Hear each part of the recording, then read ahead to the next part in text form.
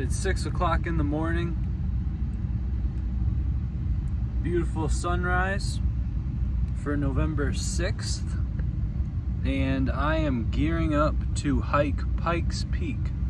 This is a 26-mile round trip hike with 7,400 feet of elevation. So it's going to be extremely challenging. Yep, better get started because it's going to be a long day. So it's now 7 a.m. and I'm 1.5 miles into the run, and I just made it to the trailhead. So I parked back in town because I didn't know there was a parking lot right at the trailhead. I went to where you can see the cog railway, and the parking is really tight over there.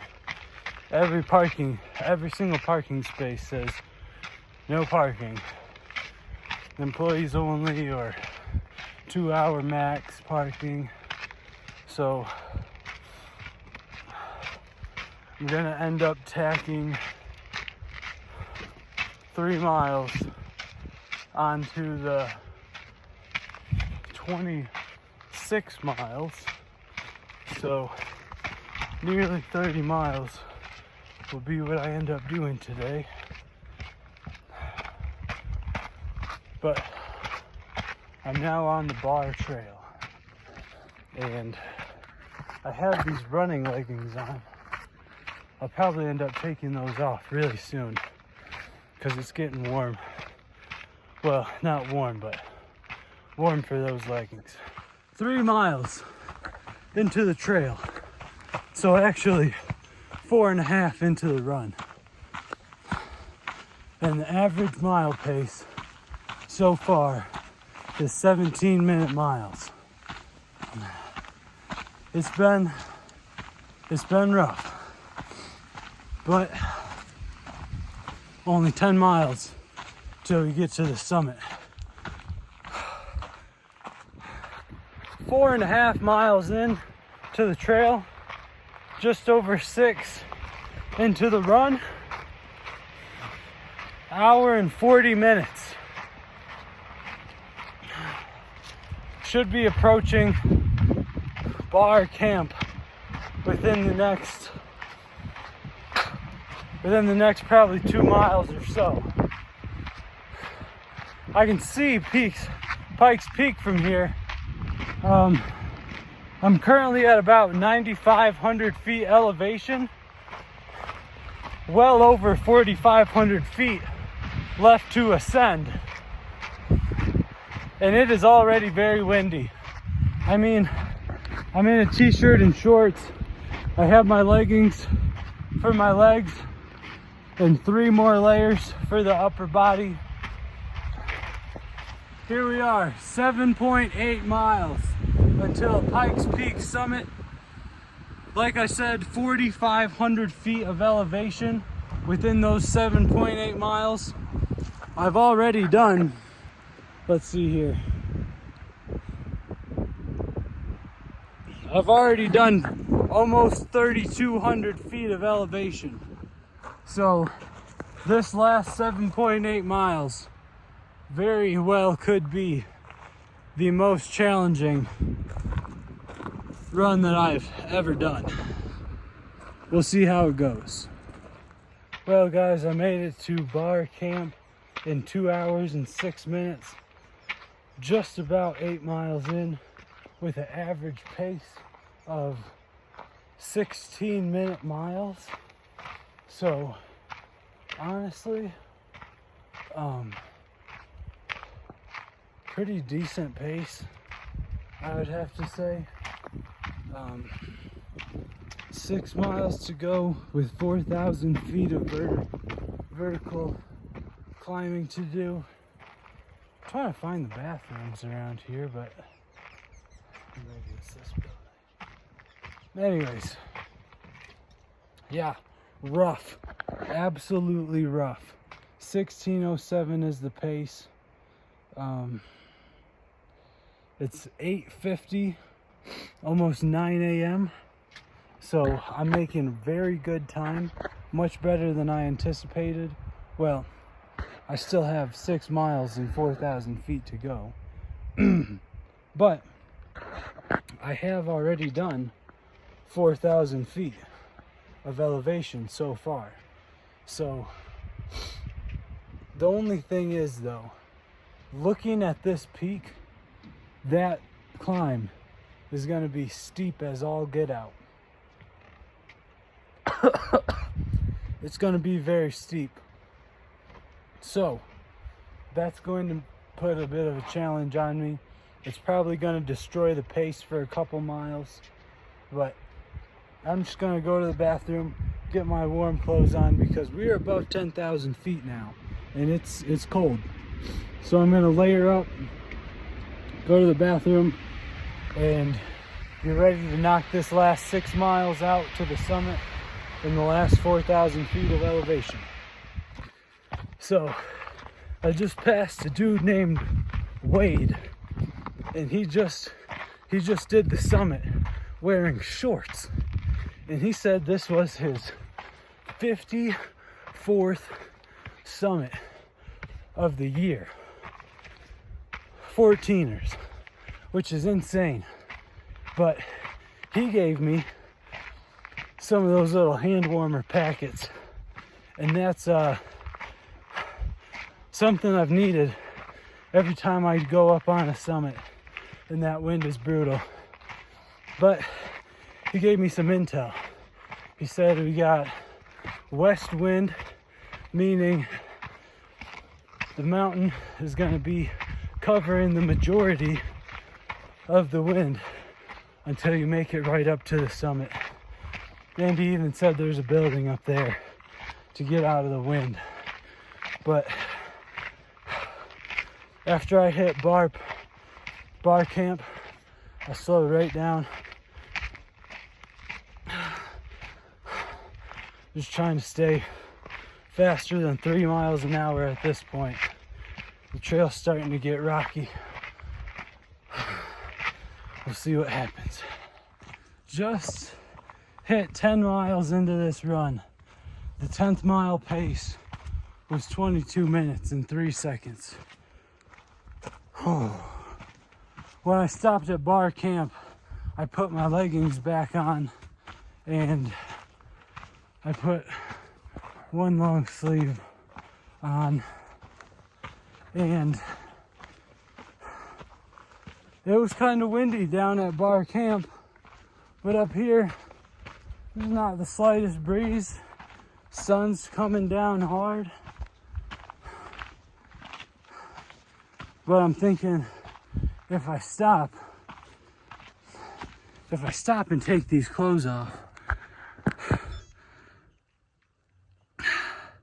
that would waste time, and I'd probably just end up throwing them right back on, probably not too long after I take them off. So I'm doing my best to just keep one foot in front of the other. Oh, now we're down to 17-minute pace. I've been out here almost 3 hours. It's almost 10 a.m. The sun goes down about 5, so I got like 7 hours to go another, I don't know, 3 or 4 miles up this trail. And I think it's going to be a lot faster on the way down, but I highly doubt I'll be running at all the rest of the way up, because I'm currently just over 11,600 feet elevation, and the air is getting thin, so I can make all the excuses in the book as to why I stopped running, but at this point, just got to keep one foot in front of the other. 9:56 a.m. 10.25 miles in, almost 3 miles in, and we see the summit. Now, what else do we notice here? the tree line is not going to last very much longer.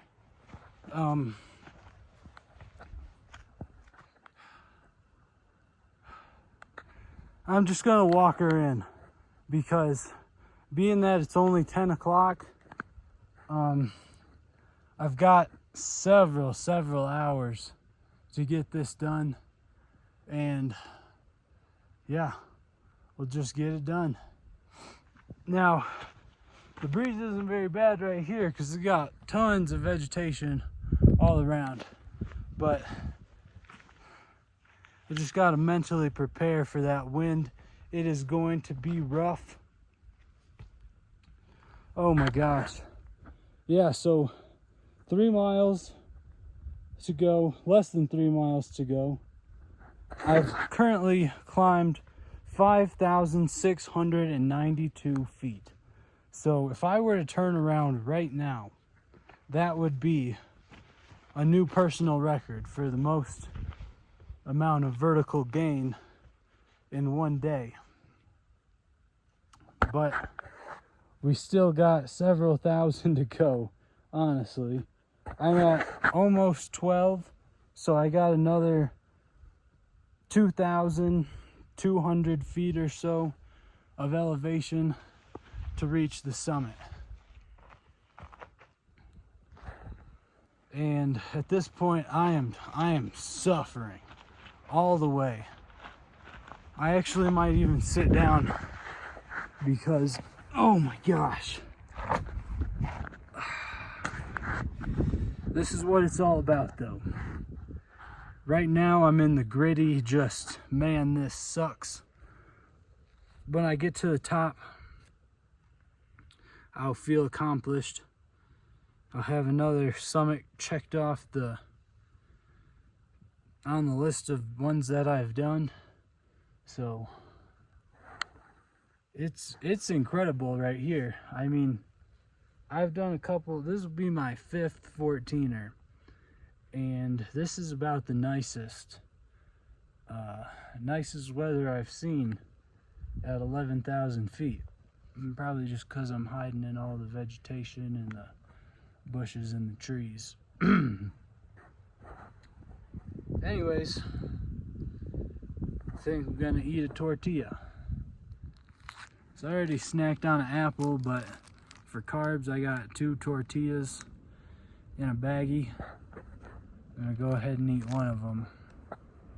Try to rejuvenate myself a little bit.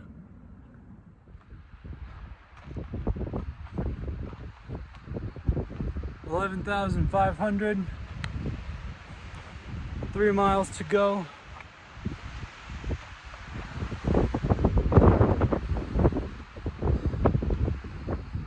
This kinda sucks. I'm pretty sure I got off trail a little bit. I'm in a gravel field. It's extremely hard to walk on. I'm just whooped right now. The summit is there though. I'm getting closer. Beautiful view of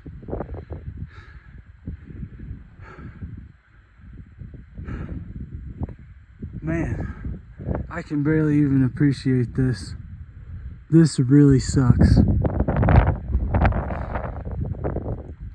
This has got to be one of the hardest, if not the absolute most challenging outdoor adventure I've ever put myself up to. And I'm too close now to turn around. I just gotta suck it up. Suck it up and keep going. Final stretch. Less than a mile to the summit. And check out this trail. The trail is snow-packed, and the snow turned to ice. But not too long ago, I bought these things called crampons. They're micro spikes, that slide around your shoes. And they work incredibly. Because I had absolutely zero traction to all kinds of traction. This is a good little rock formation.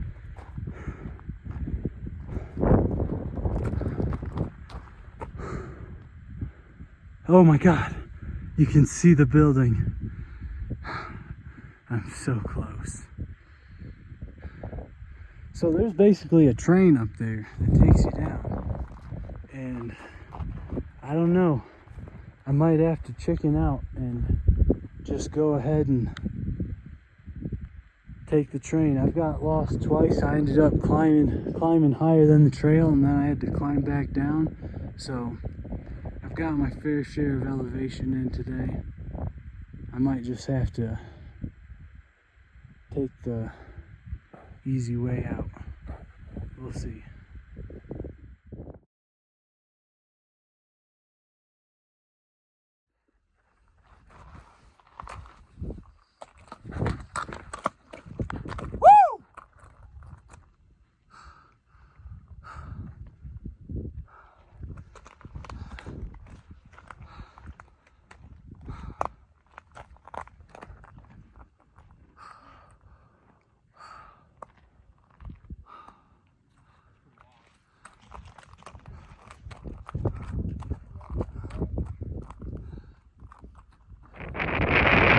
Getting real close to the summit now.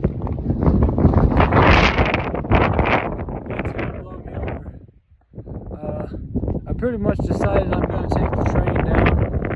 I'm just absolutely wrecked.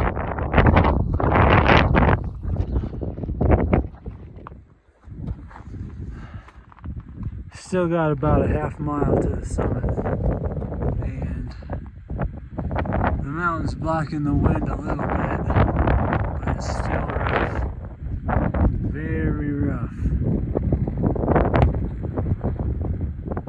And now, let us take a moment of recognition for Fred Barr, the builder of the Barr Trail, which was constructed from 1914 to 1918. So, oh man, yeah, poor guy is all I gotta say, because spending 4 years building this trail, I mean, it sounds fun. If I was at all acclimated to 14,000 feet, it might not be so bad, but this is just about my limit. And I can hear the train at the top, so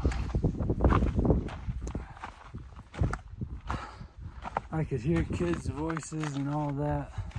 Matter of fact, I can see the smoke from the train. So GPS says I got 331 feet left, and as soon as I get to that parking lot, I am just gonna lay down because my head hurts. You know, the general complaints, and but nobody made me do this. Put myself in this position. I would have to say I'm wearing these crampons for the first time. I'm really impressed with how they work. I mean, I can walk on an absolute sheet of ice and just be chilling. So that's cool. Alright, here's a good example. Notice, I guess I just passed it already, but here's a pocket of complete ice right there. And these silly looking shoes with shoe attachments, they're just letting me go. And they do make a pretty unpleasant crunching noise when I step on them with rocks. Here we go, look at that. This would be slippery as all get out. So I'm thinking they're not really designed to be walked on rocks for too long.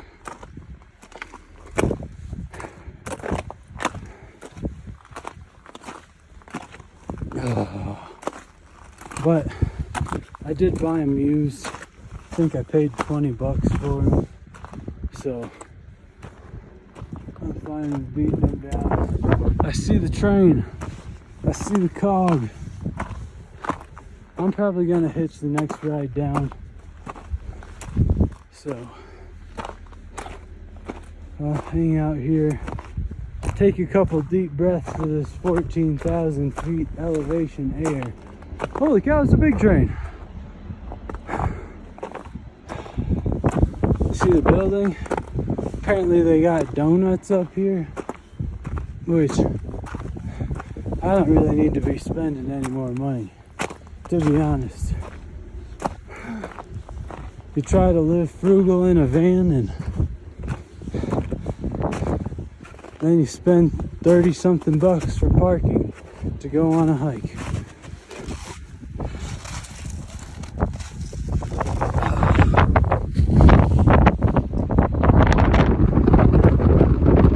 Yes.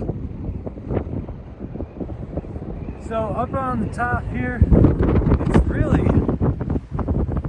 not even as windy as I thought it would be. I mean, the last time I did a 14, it was so rough. I thought my fingers were gonna freeze off.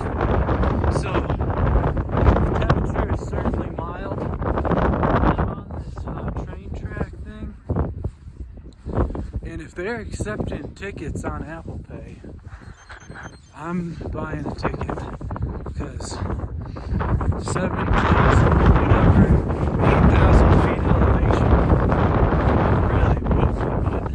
And I mean really. So there comes a point where you just gotta pay the money, ride the train down the mountain. You gotta know your limits. And I'm not saying you can't make it down. You can make it down. At what point do you say, okay, you know what, I bit off enough today? You know, 8,000 feet elevation, 10, 12 miles, whatever. Enough. It's a good day in my book, especially considering how bad I've been slacking lately. Last couple weeks I haven't been really going too hard.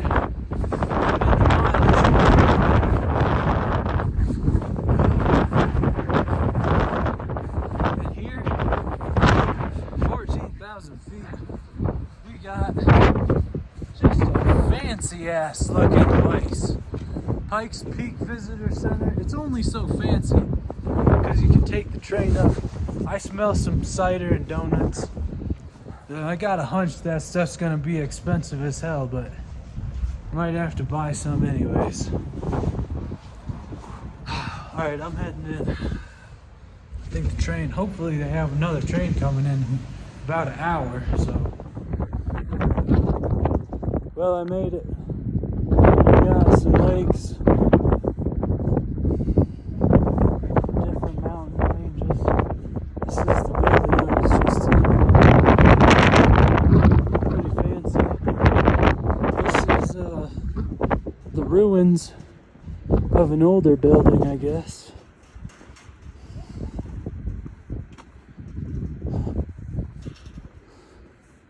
This is where you load up onto the train. There's supposed to be a train coming up any minute.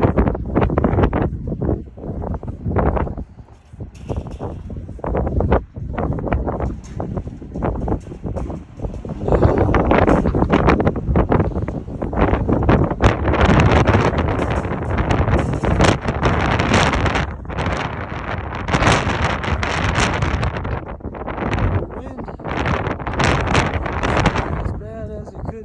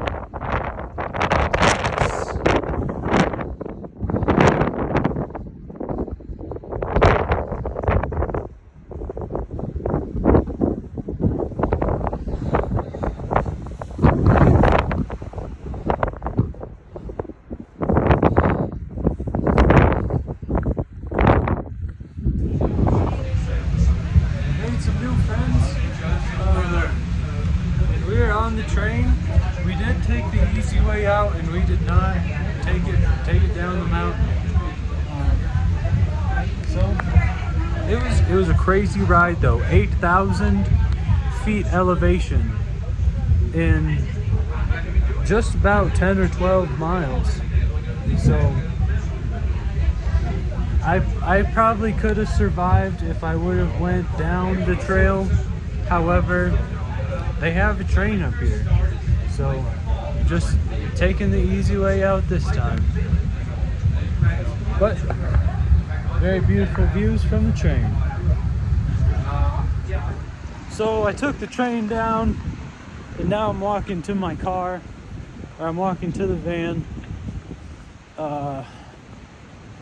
As I was on the way up, just the last probably mile and a half of the trail, there were some people hiking that started at 4 o'clock in the morning. They woke up at 3 a.m. to go do this hike, and that's just insane. But the dude's name was Logan. Super cool guy. I kind of finished the last end of the walk with them, and then from there, when we got to the top, I mean, I was ready to take the train. They had a train at the top. I was ready to take the train, so I did. But that was kind of out of desperation. So if I had have known that it was going to take 2 hours for the next train to come around, I might have just started hiking back down the mountain. I don't know. But yeah, we ended up waiting 2 hours for the next train. And at that point, I was like, well, I could have just made it halfway down by the time waiting around. So I kind of bounced back after that. Anyways, I still summited Pikes Peak. Even though I didn't go down, I still made it up. So that would be the 5th big climb that I've done. Starting with Kings Peak in Utah, and then Arapahoe Pass, Quandary Peak, Mount Bierstead, and now Pikes Peak. And Pikes Peak had 8,000 feet of elevation, which is a lot more than any of the other ones that I had done before. So even though it was only about a 13-mile day, still thoroughly challenging. So that's that. And now I'm walking back through the city, and I'm in Manitou Springs. Now, if you've never been to Manitou Springs, Colorado, just picture maybe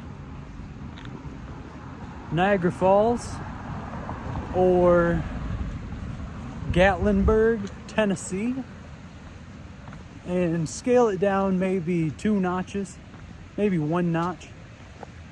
It's got that real tourist trap type of vibe. And also like mega small town type of deal as well. So anyways, glad that's over with.